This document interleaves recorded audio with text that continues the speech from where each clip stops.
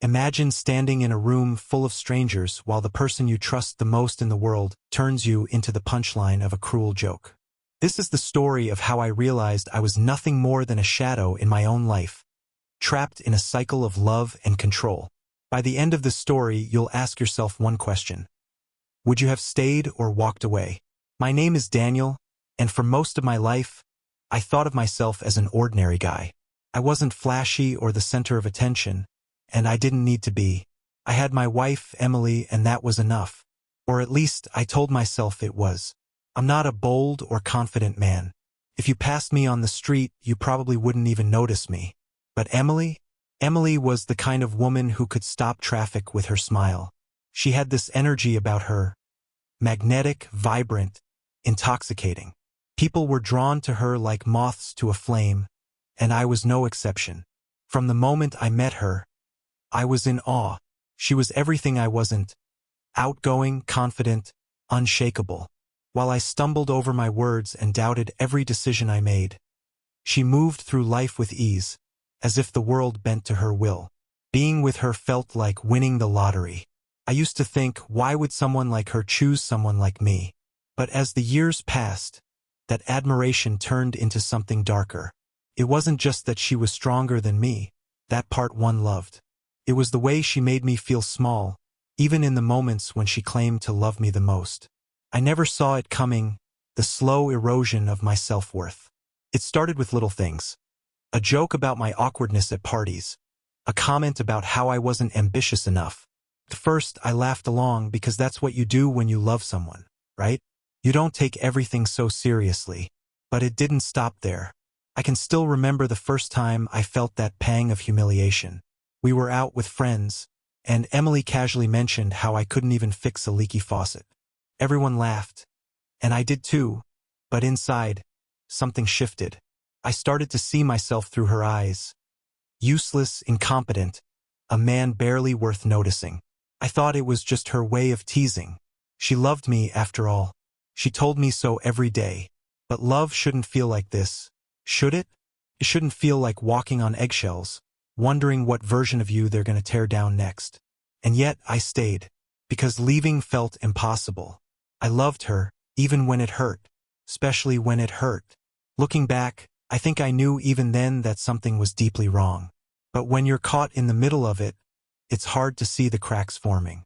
You convince yourself that you're overthinking, that things will get better, that love is supposed to be hard. That night, as I stared at myself in the bathroom mirror, I saw a man who didn't know how to fight for himself. A man who was terrified of losing the one thing that made him feel alive, even if it was slowly killing him. I didn't know it yet, but this was the beginning of the end. And it all came crashing down at a company holiday party. A night that changed everything. It started with an offhand comment over dinner. Emily and I were eating takeout in our small, overly decorated kitchen. A space she had meticulously curated to impress guests, even though no one ever visited. "I've got the company holiday party next weekend," she said, twirling a fork through her low mane. "You're coming, right?" Her words were casual, but her tone wasn't. It wasn't a question. It was a declaration. I froze mid-bite, the noodles sticking to the roof of my mouth. I hated events like these. The idea of standing awkwardly in a crowd of her coworkers, making small talk with people who were light years ahead of me in confidence and success, made my stomach churn. "I don't know," I mumbled, avoiding her eyes. "I mean, I don't really know anyone there, and, Danny," she cut me off, her voice sharper now. "It's not about you knowing people. It's about supporting me. Everyone brings their spouse. Do you want me to be the only one there alone?" Her words hit like a slap. I hated how she could twist things to make me feel selfish, even when I was just being honest. "I guess I can go," I said, my voice barely above a whisper. She smiled, but it wasn't the kind of smile that made you feel warm. It was the kind that said, "Good. You know your place." The rest of the week passed in a blur of anxiety. I told myself it was just a few hours, that I could get through it for her. But deep down, I knew this wasn't about the party. It was about proving, once again, that I was the kind of husband she could control. When the night of the party arrived, I stood in front of the mirror, adjusting my tie for the third time. I didn't own many suits, and the one I was wearing felt stiff and outdated, a hand-me-down from my older brother. I looked ridiculous, but I didn't have the energy to care. "Are you ready yet?"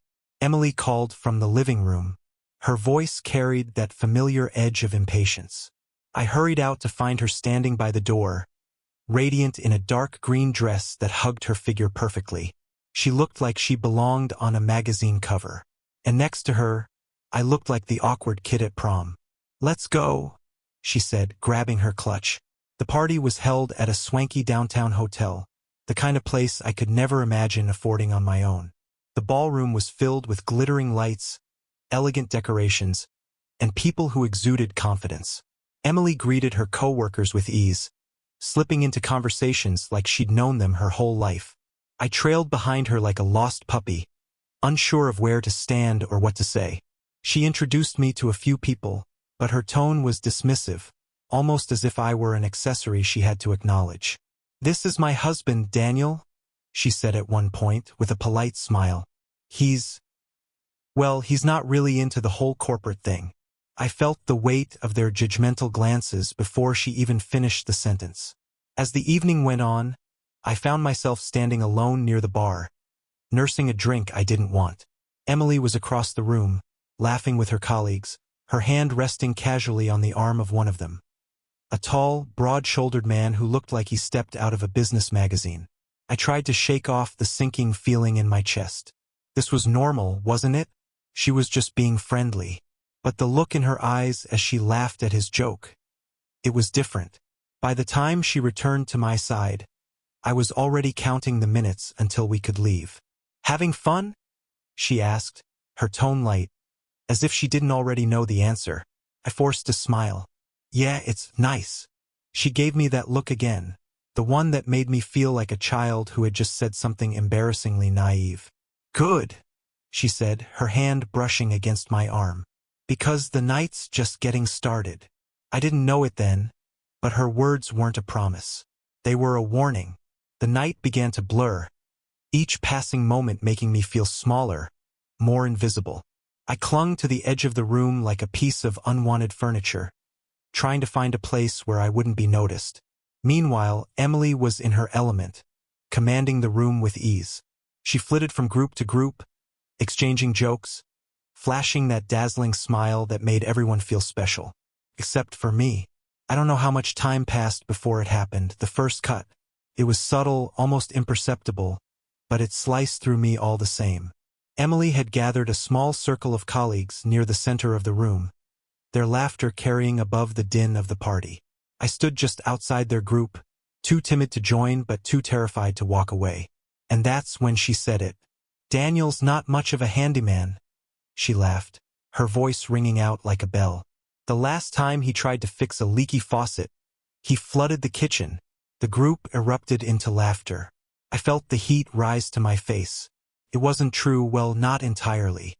The faucet had leaked, sure, but I had fixed it eventually. But that didn't matter. In their eyes, I was exactly what she had painted me to be. Incompetent, helpless, a joke. I tried to laugh it off, to pretend it didn't sting. But inside, I was crumbling.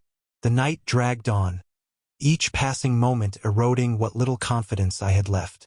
Every time Emily spoke about me, it was with the same light-hearted cruelty. She joked about my lack of career ambition, my awkwardness in social situations, even my inability to make decisions without her input. And every time, the people around her laughed, as if she were sharing charming anecdotes about a clumsy but lovable partner. But there was no love in her words, only condescension. I wanted to defend myself, to say something, anything, to stop the humiliation. But the words stuck in my throat. What could I say? This was Emily, the woman I loved, the woman who claimed to love me. At one point, I excused myself to the bathroom. I needed a moment to breathe, to collect myself before I fell apart completely. The bathroom was quiet, a stark contrast to the chaos outside. I leaned against the sink, staring at my reflection in the mirror. I barely recognized the man looking back at me. His shoulders were slumped, his eyes hollow. He looked like someone who had given up, on himself, on his dreams, on everything that made him feel alive. "What are you doing?" I whispered to my reflection. "Why are you letting her do this to you?" The man in the mirror didn't have an answer. When I finally returned to the party, Emily was waiting for me near the bar. Her smile was bright, but there was a sharpness behind it, a warning not to ruin her night. "Where'd you run off to?" she asked, handing me a fresh drink. "Just needed some air," I said, avoiding her gaze.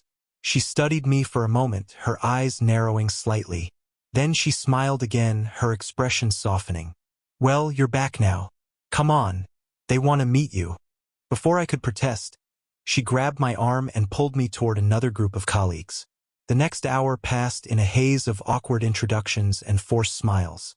Emily introduced me as her husband, Daniel. But the way she said it felt distant, almost as if I were an afterthought. She told more stories about me, always framed as light-hearted jokes, but each one chipping away at my dignity. The time I burned dinner, the time I forgot her birthday, the time I accidentally backed her car into a mailbox. The group laughed, and I laughed along with them, but inside, I felt like I was dying. By the time the party started winding down, I was ready to leave. But Emily wasn't done yet. She pulled me aside, her smile still plastered on her face. "You're being quiet tonight," she said, her tone casual but laced with reproach. "I'm fine," I said quickly. She tilted her head, studying me. "You're not mad, are you? About the jokes?" "No," I lied. "It's fine." She smiled, leaning in to kiss my cheek. "Good. I love you, you know. Don't take everything so seriously." And just like that, she was gone, back to her adoring crowd. As I stood there, alone in the middle of the bustling ballroom, I couldn't help but wonder, was this love? Was this what it meant to be in a marriage? Or was I just too scared to admit the truth? I didn't have an answer, but I knew one thing for certain. The man I saw in the mirror earlier tonight wasn't the man I wanted to be. The drive home was silent, the kind of silence that wasn't peaceful but heavy, suffocating. Emily scrolled through her phone, her thumb flicking up and down the screen as she read through texts or social media posts. I kept my eyes on the road, though the taillights of cars ahead blurred in my vision. My mind replayed the events of the evening, her jokes, the laughter, the way she dismissed me with that polished smile. "You were quiet tonight," she said suddenly, breaking the silence but not looking up from her phone. "Yeah," I said simply, unsure of what else to say. She glanced at me, her expression unreadable. "You're not mad about anything, right? I mean, you know I'm just joking when I talk about you." Everyone was laughing. "They love you." I tightened my grip on the steering wheel. "It's fine." That was always my answer. "It's fine." Even when it wasn't. When we got home, Emily kicked off her heels and headed straight to the kitchen, pouring herself a glass of wine. I stayed by the door, loosening my tie and staring at the floor. "Honestly, tonight was a success," she said, leaning against the counter with a satisfied smile. "People couldn't stop talking about us. Well, mostly about me, but still. It's nice to make an impression, you know?" I nodded, though she wasn't really asking for my opinion. She rarely did. "I'm going to take a shower," I said, my voice barely audible. "Okay," she replied, already distracted by something on her phone. In the bathroom, the hot water poured over me, but it did nothing to wash away the weight I felt in my chest. I closed my eyes, trying to block out the memory of her voice, the laughter, the looks from her coworkers. For years, I had convinced myself that this was normal, that teasing was just her way of showing affection, that her dominance was what kept us together. But tonight had been different. Tonight, I had felt like a spectator in my own life, like a prop in her world. I thought back to the first time she made me feel small. It was early in our relationship, during a dinner with her friends. She'd made a joke about how I couldn't decide what to order, calling me cute but clueless. Everyone laughed, and so did I, because that's what you do when someone loves you, right? You laugh along. But now I wasn't laughing. I was tired. Tired of feeling like I was always one step behind her, always trying to prove that I was worth loving. After my shower, I found Emily already in bed, scrolling through her phone with her back to me. I climbed in beside her, the mattress dipping slightly under my weight. "Good night," I said softly. "Good night," she replied, her tone distracted. I stared at the ceiling, the darkness of the room pressing down on me. My thoughts raced, a storm of questions and doubts. Why did I stay? Was it because I loved her, or because I was afraid of what life would look like without her? I wanted to talk to her, to tell her how I felt. But every time I tried, the words got stuck. She would laugh it off, call me sensitive, or worse, accuse me of not supporting her. So I stayed silent. The days that followed felt hollow. I went to work, came home, and watched as Emily thrived in her world of confidence and control. She seemed unbothered, as if the party had been a perfect evening. But for me, something had shifted. A crack had formed beneath the surface of our relationship, and no matter how much I tried to ignore it, I could feel it growing. One night, as we sat on the couch watching TV, she leaned over and rested her head on my shoulder. For a moment, I felt a flicker of hope, a reminder of why I fell in love with her in the first place. "I love you, Danny," she said softly. "I love you too," I replied, though the words felt heavy in my mouth. But as the credits rolled on the screen, I couldn't shake the thought that love shouldn't feel this way. The following week passed uneventfully, at least on the surface.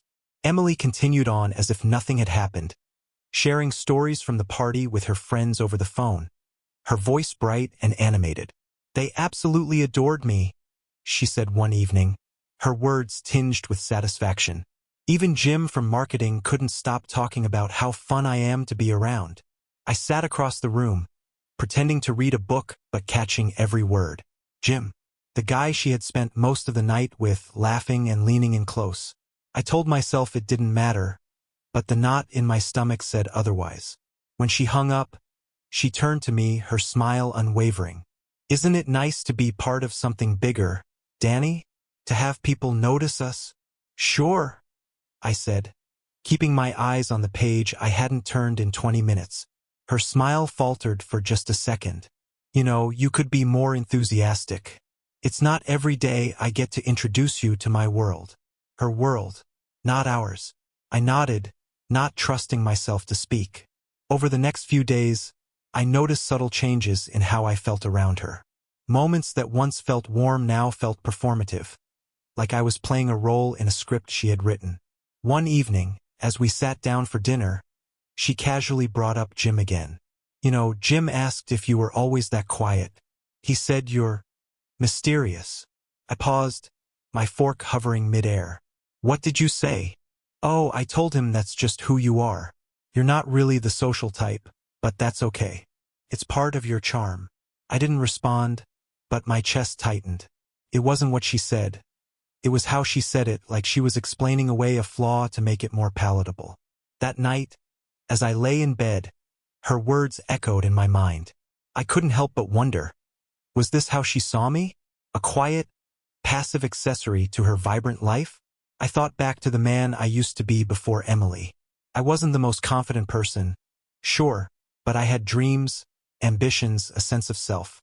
Somewhere along the way, I had let those things slip away piece by piece until all that was left was a shadow.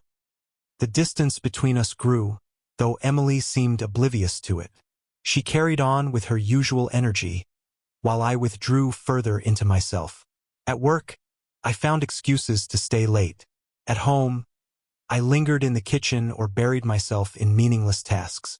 Emily noticed, of course, but only enough to throw out half-hearted remarks.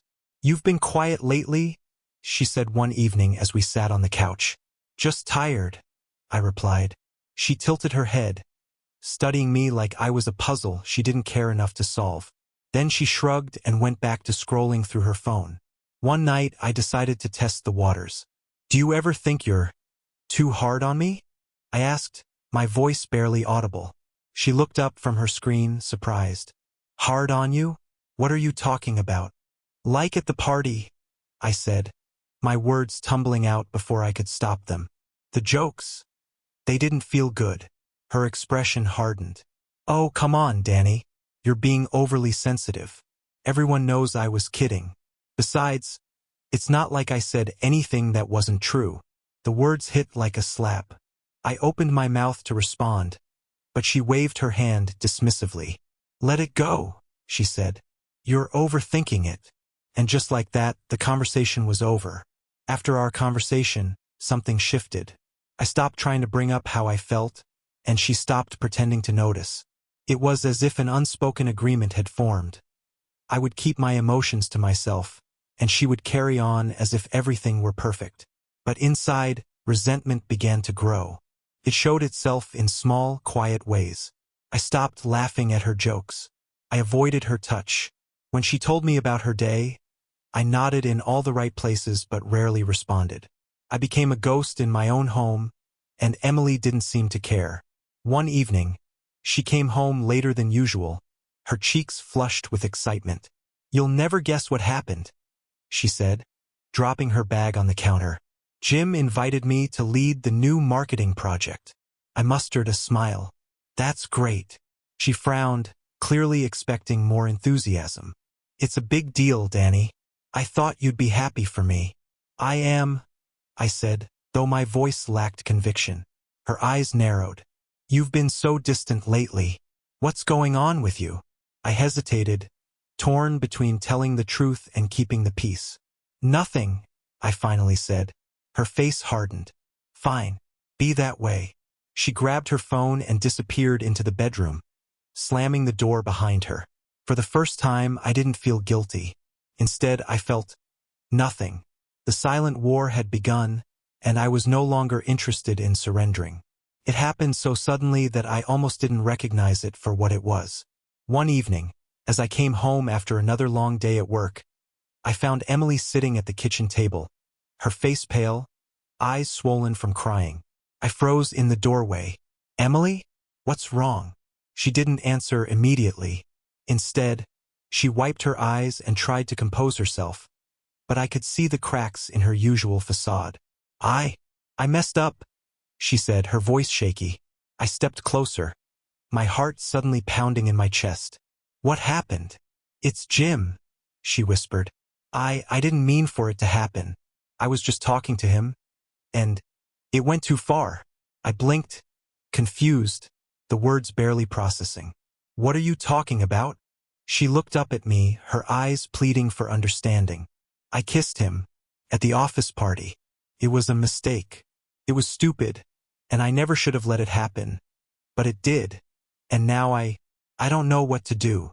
The air in the room thickened, suffocating me. My chest tightened, and I felt as though the floor had dropped out from beneath me. Emily, my Emily, had kissed him. Not just some random coworker, but Jim. The man she'd spent so much time with, the one she'd raved about. The one who seemed to take up all her attention. I didn't know what to say. What could I say? I opened my mouth, but no words came out. "I'm so sorry, Danny," she said, tears streaming down her face. "I never meant to hurt you." I stood there, unable to respond. The silence stretched between us, thick and heavy. She had broken me, but in that moment, I wasn't sure if it was her fault or my own.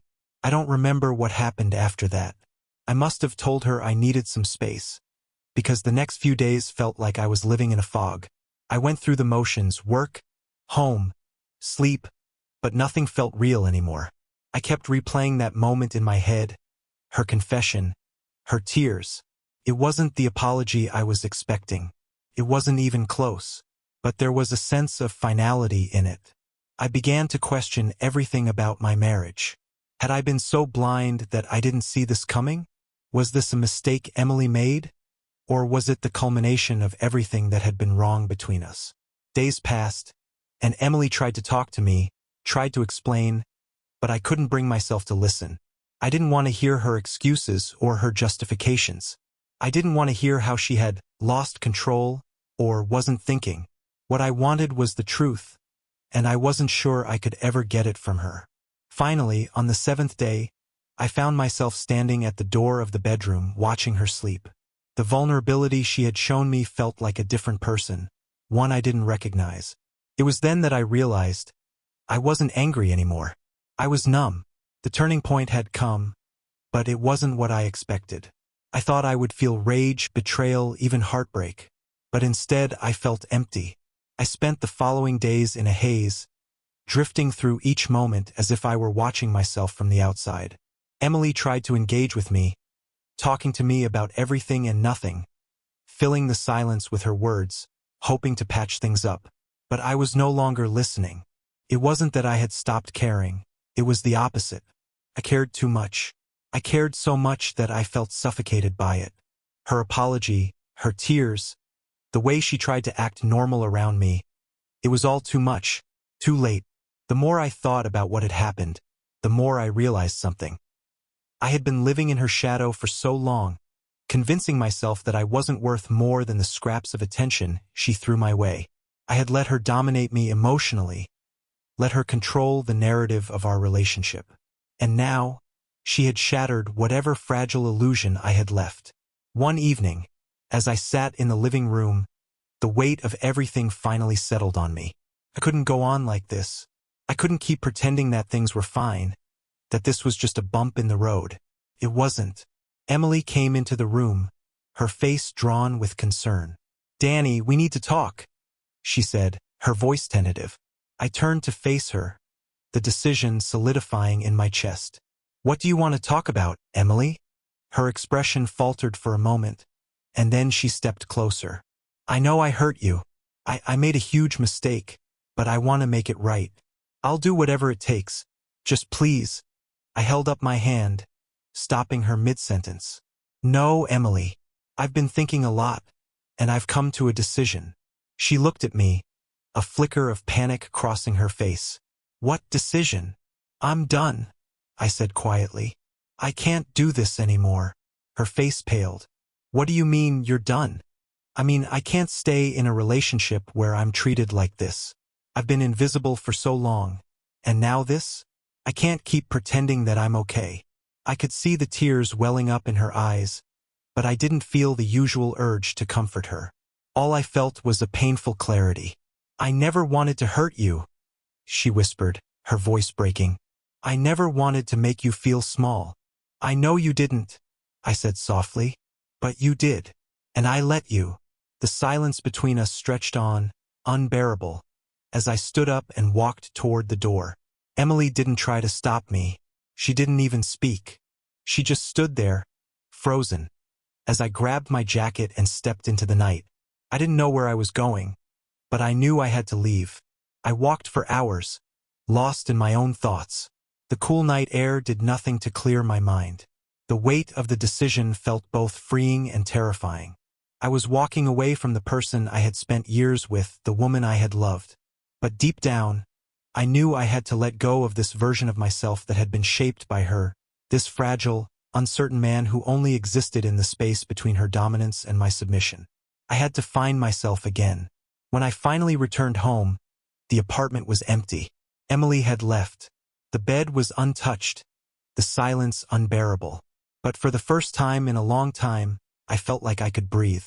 I didn't know what the future held or if I would ever see Emily again.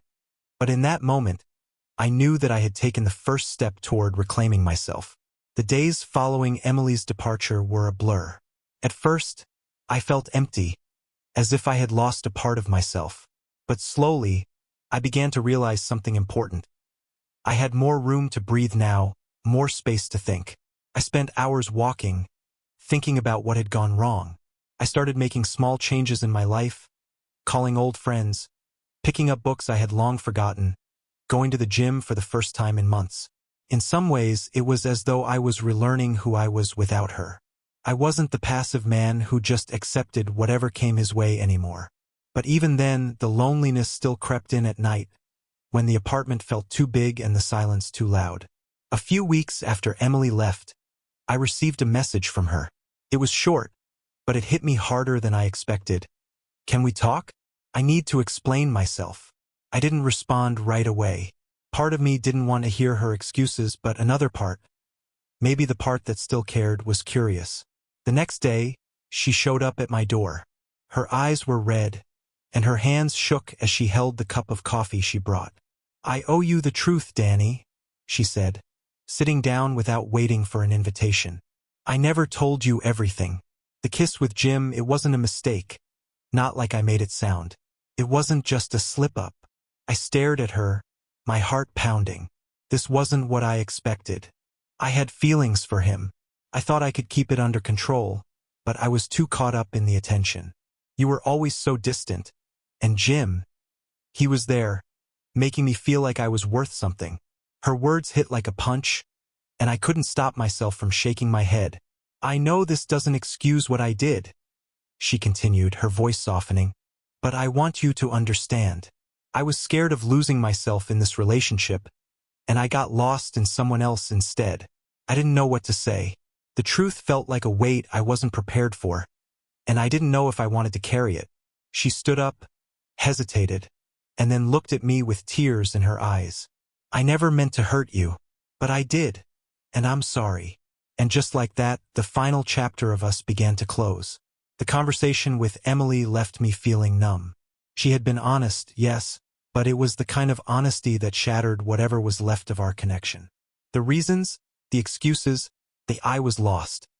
They didn't change the fact that I had been left in the dust, while she sought attention from someone else. She said she was sorry, but the apology felt hollow.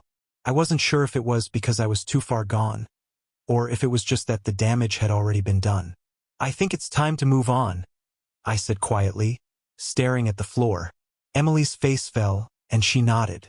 She didn't argue, didn't beg me to reconsider. She knew, as I did, that we had reached the point of no return. I'm sorry for everything, Danny, she said one last time before turning to leave. I stood there, watching her walk out the door. This time, I didn't feel the impulse to stop her. I didn't feel anger, sadness, or relief. I just felt empty. The days after Emily's departure were quiet. I spent my time trying to fill the space she left behind with activities. But the truth was, the silence was deafening. I missed having someone there, even if it wasn't healthy. But more than anything, I missed the version of myself that had existed before I let her define me. I began to make choices for myself, ones that weren't influenced by someone else's needs or expectations. It wasn't easy, and it wasn't quick, but over time I started to heal. And somewhere along the way, I realized that healing wasn't about fixing things with Emily. It was about finding myself again. Months passed, and each day felt like a small step toward something new. The apartment I once shared with Emily felt like a different place, one I was starting to understand again. I began to redecorate, to make it mine in a way I hadn't allowed myself before. I started dating again, though cautiously. It wasn't about replacing Emily. It was about rediscovering what I liked, what I needed. The first few dates were awkward. I didn't know how to be myself around someone new, and I found myself thinking about Emily more than I should have. But slowly, as I spent time with others, I learned that it wasn't about finding someone else to fill the void. It was about learning to be happy on my own. I spent weekends hiking, taking pictures of things that interested me, doing things I never thought to do when I was with her. I found joy in the small things again, things I had forgotten in the routine of being in a relationship that no longer fit. I still had moments of doubt. Some nights I would lie in bed and think about what could have been, what I could have done differently. But those thoughts were fleeting now. They didn't control me anymore. And one day, I realized I hadn't thought of Emily at all. I didn't feel the pull of our past, the weight of regret. I had moved on, not because I was trying to forget, but because I had found a version of myself that didn't need her to feel whole. It was a slow process, but I was starting to see that this new beginning wasn't just a phase. It was my new reality. And for the first time in a long time, I felt free. A year had passed since Emily left. In that time, I had rebuilt my life in ways I never thought possible. The pain of the past had softened, and while it hadn't disappeared entirely, it no longer defined me. I had found my own rhythm, my own purpose. One afternoon, I ran into someone I hadn't expected to see. Jim, the man Emily had kissed. He was standing outside a coffee shop, his hands in his pockets, looking almost as lost as I felt the first time I saw him at that party. We locked eyes for a moment, and I felt a strange mix of emotions. Anger, confusion, but also a quiet sense of closure. He seemed just as hesitant as I was, but after a long pause, he offered a weak smile. "Hey, Danny," he said, his voice unsure. "It's been a while."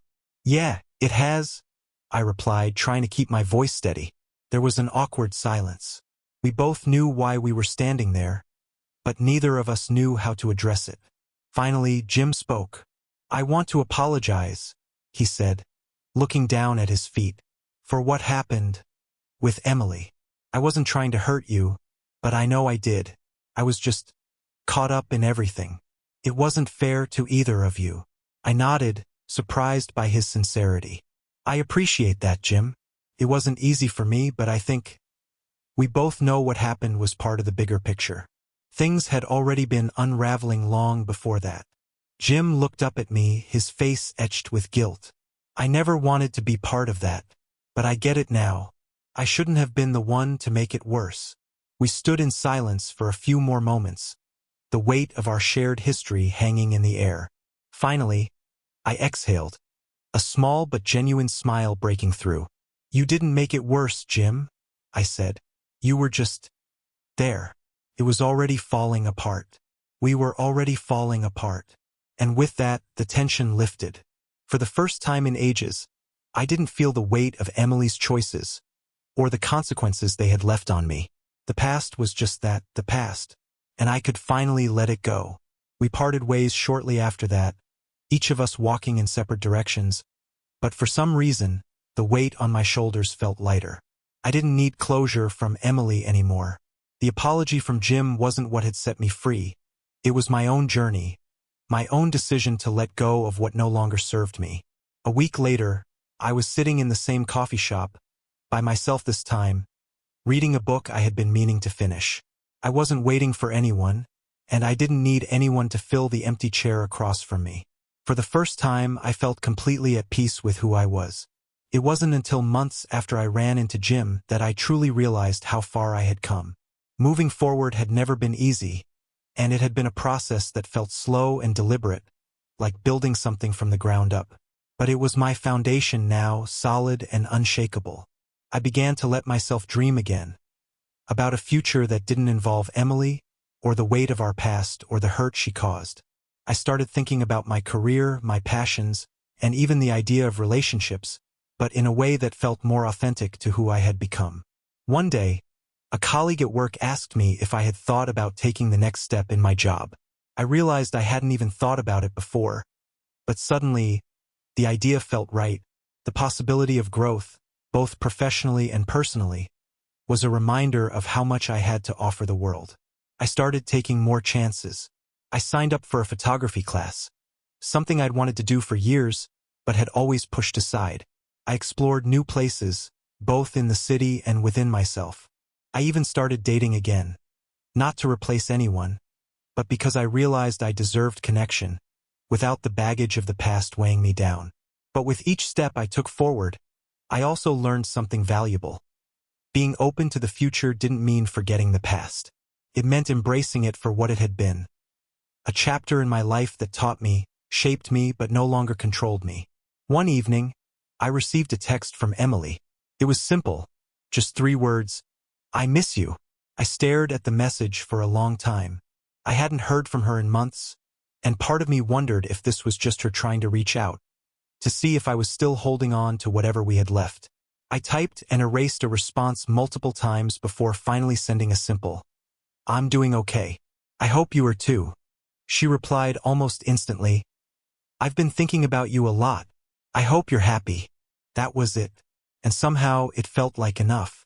As I sat there, the weight of the conversation didn't feel like it had in the past. It was light, almost distant, like a memory I could look at and appreciate for what it had been but not let it pull me back. Emily and I had our time, but our paths had diverged, and I was exactly where I was supposed to be. I spent the rest of that night reflecting, not on the past, but on the future. The version of myself that had walked away from Emily was stronger, wiser, and more sure of who he was. I had learned that sometimes you have to let go of something that isn't right for you to make room for the things that truly matter. And for the first time in a long time, I felt completely at peace with that decision. This was the end of one story and the beginning of another, and I was ready for whatever came next. Because now I understood that I was enough all on my own. And that, in itself, was freedom. This was the end of one story and the beginning of another, and I was ready for whatever came next. Because now I understood that I was enough all on my own. And that, in itself, was freedom. Thank you for following this journey. If you found any part of this story meaningful, or if you've been on your own journey of healing and growth, please leave a comment below. I'd love to hear your thoughts and reflections. And don't forget to subscribe to the channel for more stories of change, strength, and new beginnings. Let's continue to grow together.